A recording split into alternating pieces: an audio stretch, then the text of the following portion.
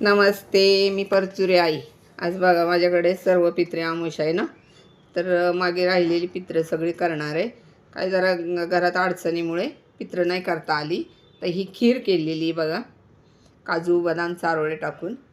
ही मेथी आहे, ही अळूवडी आहे, ही कोथिंबीर वडी, ही अळूवडी आहे, ही मेथी आहे, हे कारलं, भेंडी, भोपळा, गवार, पापड, वरण भात, कढी, चपाती असं माझ्याकडे पित्राला जेवण असतं. आता पित्र जेवण करून गेले, नैवेद्य झाले, नैवेद्य बाहेर गेले, नदीचे गाईचे काऊला टाकले आणि फोटोचे पण नैवेद्य झाले.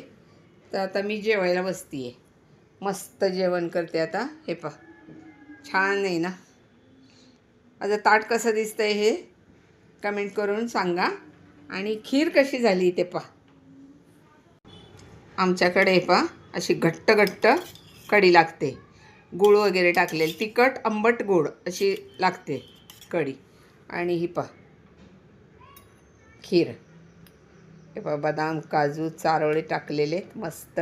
हे भरपूर टाकलेले आहेत, पण मी थोडे घेतले, मला आवडत नाही ड्रायफ्रूट जास्त. ही वडी मस्त झाली आहे कुरकुरीत झाल्यात वड्या, कडक एकदम. पापड आहे, गवार पहा किती छान लागते. भोपळा आमच्याकडे गूळ टाकून करतात, गुळाचा भोपळा आहे हा, तिखट नाही टाकत.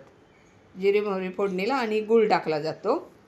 ही भेंडी, तिखट भेंडी केली आहे. आमच्या आजीबाईला कांद्याची भेंडी आवडायची, कांदा टाकून, म्हणून आज कांदा टाकून भेंडी केली, नाही तर मी सहसा करत नाही. आणि हे कारलं.